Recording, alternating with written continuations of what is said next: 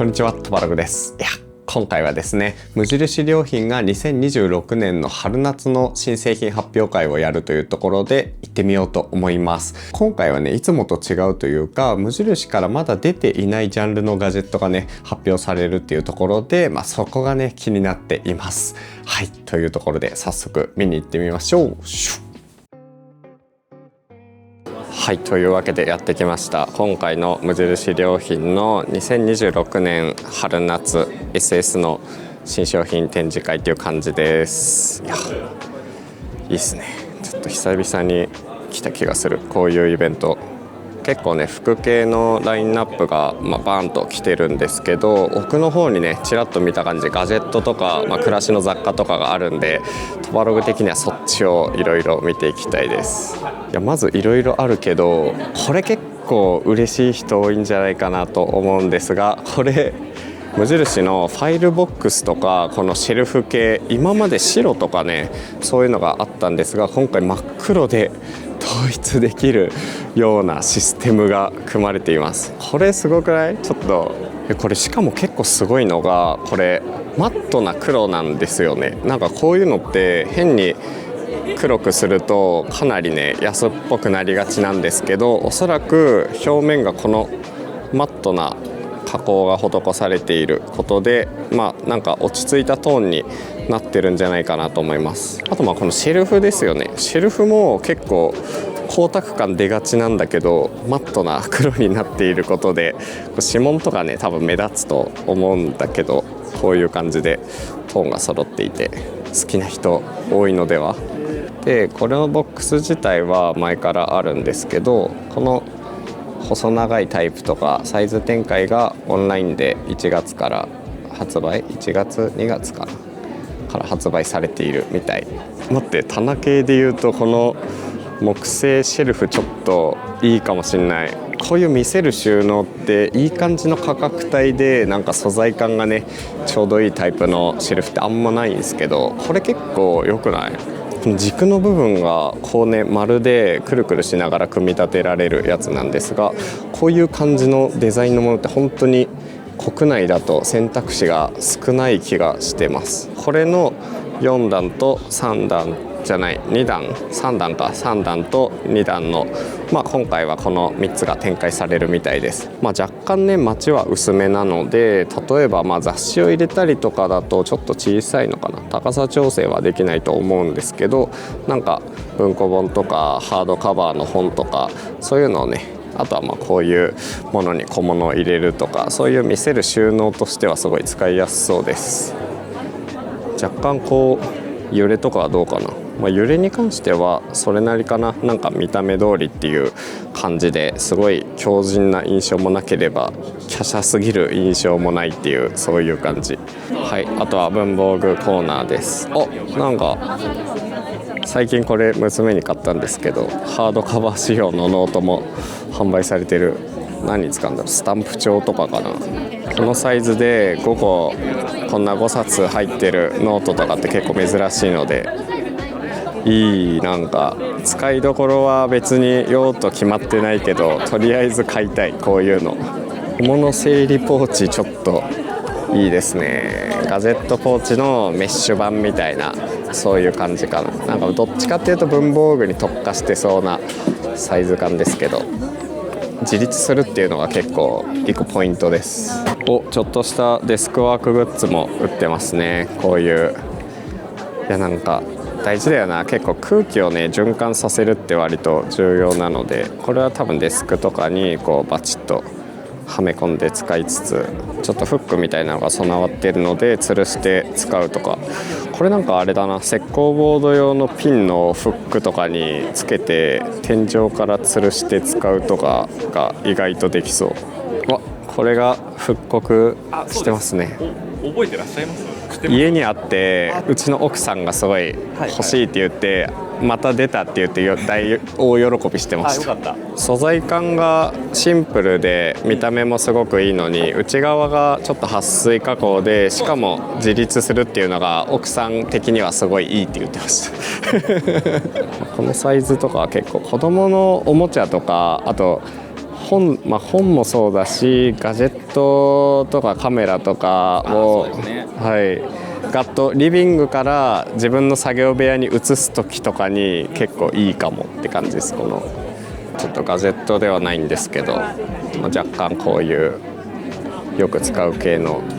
アイテムも展開されてます。個人的にちょっと気になるのこれかもな。保冷タンブラーはよいよい、飲み口薄くていいですね。この感じなんかこのダークグレーみたいなのって意外とこういう色合いないから、なんかデスクで使う麦茶とかがっつり入れてガブガブ飲みながら作業するとか、そういうのにも良さそうな印象です。これはちょっと買っちゃうかもな。出たら450、これが 600ml でこっちがね 450ml みたいです。これは買っちゃうな。シェイカーみたいなやつ、多分シェイカー。旅系コーナーも実質ガジェットみたいなところがあるのでいい感じです。なんかカラーラインナップめっちゃ増えてる。何色 ?8 色9色ぐらいあります。すごいこれ。いやさすがこのオレンジかわいい。真っ白まである。なんか段階を選んで結構調整ができる感じで、ここがロックかかるっていうのがすごく熱いなと。サイズも2種類展開か。この今までもこれあったと思うけど、こういうやつと機内持ち込みができそうなタイプで、折りたたみバッグがちょっといい感じのサイズ感。これ結構ね使うんですよね。こういう感じのサイズって旅行先でお土産入れたり、なんかちょっとしたおむつとか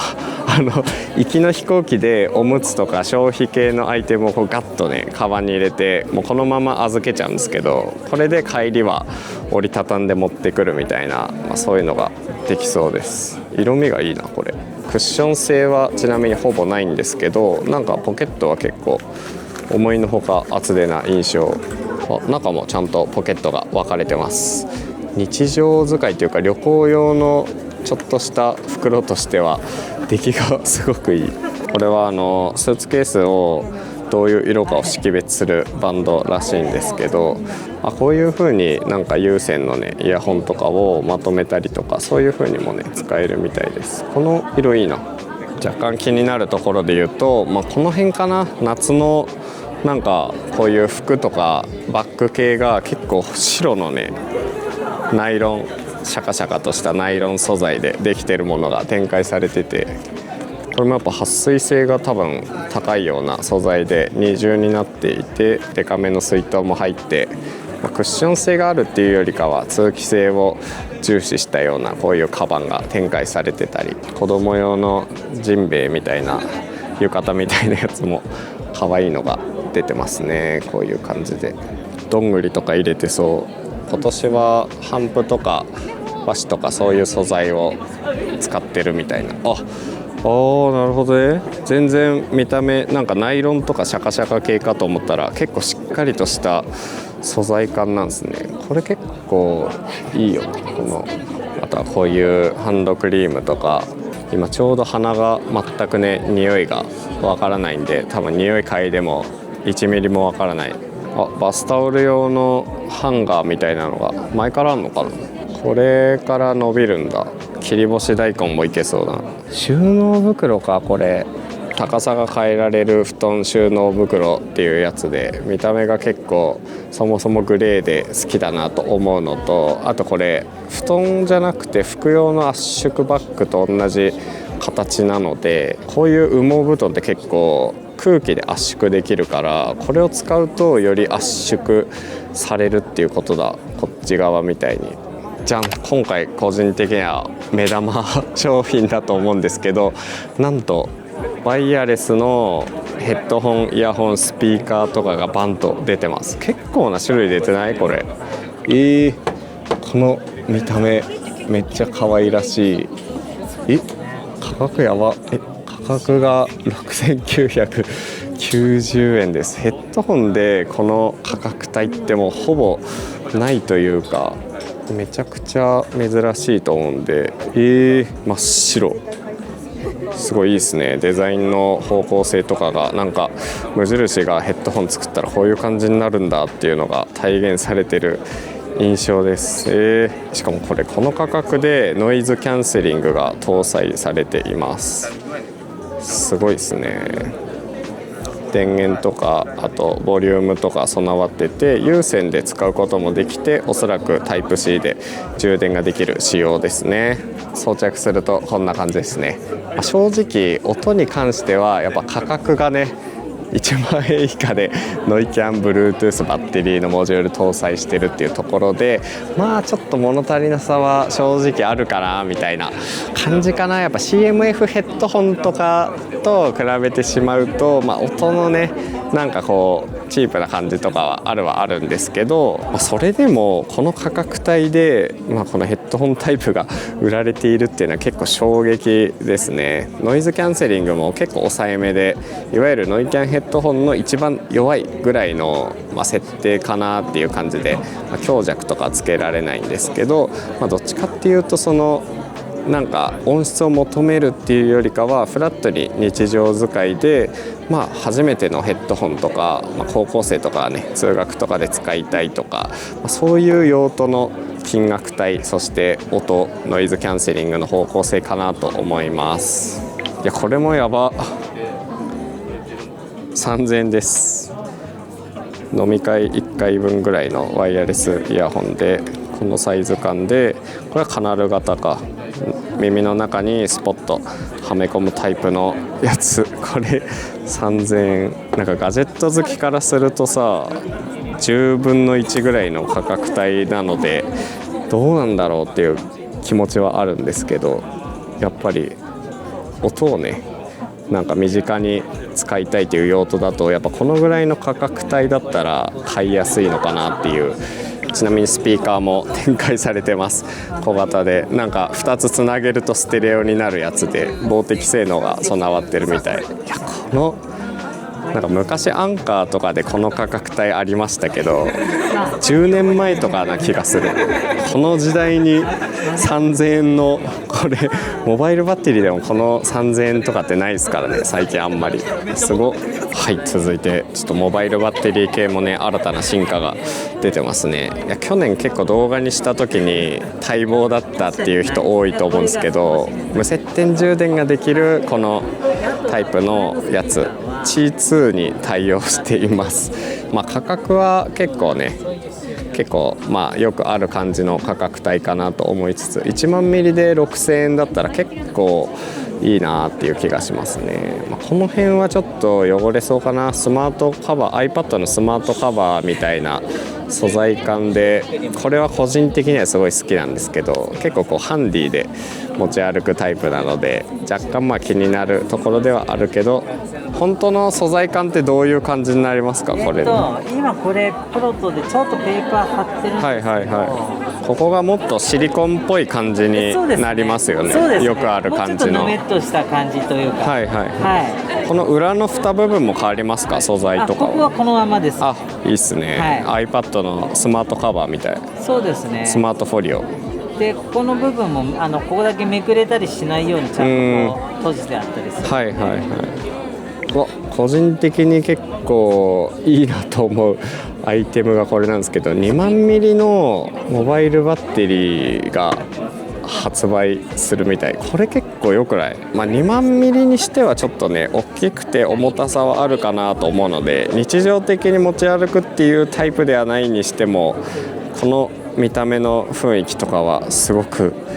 良いです。いやいいな。最近モバイルバッテリーガンメタみたいな感じが多いので、充電速度に関しては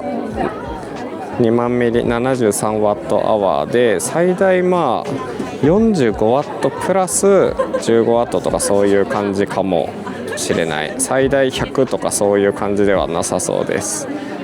いやいいな。なんかデスクの上とかに多分こうやって置いといて、基本充電しっぱなしでこうなんかハブっていうか AC 充電器として使いつつ、持ち歩く時にはこれごと持っていくかみたいな、そういう感じかな。充電のスタイルがこれでいけるんですよね。逆にめっちゃ珍しい、これが内蔵されているっていうパターンは。でちなみにこれだけじゃなくて USB-C でも充電ができるっぽいです。今回初めてってか、こうイヤホンタイプとかはワイヤレス系だとやっぱ初めてな感じですよね、無印良品的には。そうですね。今まで有線の USB-C のイヤホンとか、3.5 ミリのステレオジャックのものとか、そういったものは出してたんですけど、今回初めてワイヤレスの Bluetooth 対応のものを出してます。いやすごいな。こういう系ってバッテリーも積むし、電波も発信するから、なんかちょっと参入しづらそうな印象あったんですけどなんで今回こういう系統にちゃんと行ったのかなっていう、なんだろう、学生とかでも買いやすい、お手頃な価格のものっていうところと、やっぱり音質のところでバランスがしっかり、価格と音質のバランスがすごく取れた、なんか誠実な製品っていうのはやっぱ目指したくて、音作りをちゃんとこうチューニングしながら作って製品化していったっていう感じなんですけど、ノイズキャンセル機能付きで、これが一番価格帯は高いんですが、6990円のものをしてみたり、あとはスピーカーも2種類出すんですけど、3990円、2990円っていう感じで、どちらも同じものを2つ用意していただくとステレオになるような、1つでももちろん成立するんですけど、2つつなげてもらうと臨場感がもっと増すよっていうようなところを目指していて、なんかこうながら聞きでもいいような感じで、ちょっとこう空間に響くようにちょっと上に向いたスピーカーのものと、正面にこう来るものと、ちょっと種類の異なるものを出している感じですね。すごいな。イヤホンの方は、カナル型とインナーイヤー型と、でカナル型の方は結構こう耳の形とかにもよって、結構個人差で聞こえ方が違うとかっていうこともよく聞きますけども、好みもあるので、イヤホンタイプと2種類こういう感じで出してる感じですね。すごい。なんかこんだけ一気にオーディオっていうかスピーカーも2種類あるし、ヘッドホンとかイヤホンがこんだけ出てると思うんですけど、なんでこんなに一気に音楽もそうだし、常に皆さん耳で何かを聞きながら、そして見てっていう、もうスマホだとかそういうのがすごくやっぱり発達してきてるので、やっぱりなんか生活のスタイルなんかも随分変わったなと思うんですよね。なので全部にこうマイクもついて、通話もできるようにしてあるんですけど、やっぱりそういったなんか通信だとか、音楽だとか、そういったマルチメディアとの向き合い方っていうところが日常の中にずっと入ってきてるので、そのあたりになんか使いやすさだとか、優しい日常の音だとか、そういったものになるべく近づけた製品をちょっと出したいなと思っていて、何年ぐらいかかるんですか開発っていうか。これはですね、結構企画はもう5年前ぐらいからずっと温めてきてはいたんですけど、実際こういろいろ製品化していくっていうのは、やはり1年半とか、そのぐらいはやっぱりかけながらやってきてますね。デザインとかも結構深く関わってみたいな感じなんですかね。そうですね、ヘッドホンは特にデザインとかは関わってますね。ディフューザーみたいですよね。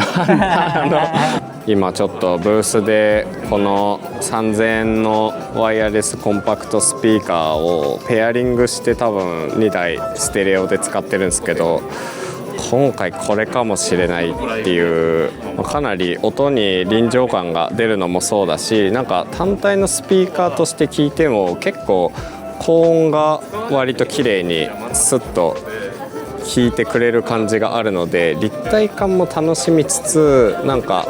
こういう BGM を流すとかがすごく楽しめる気がします。何よりこの価格なので1台あたり3000円ってことは最大4台まで接続できるらしいんですけど、4台買ったとしても1万5000円以下でこれなっちゃった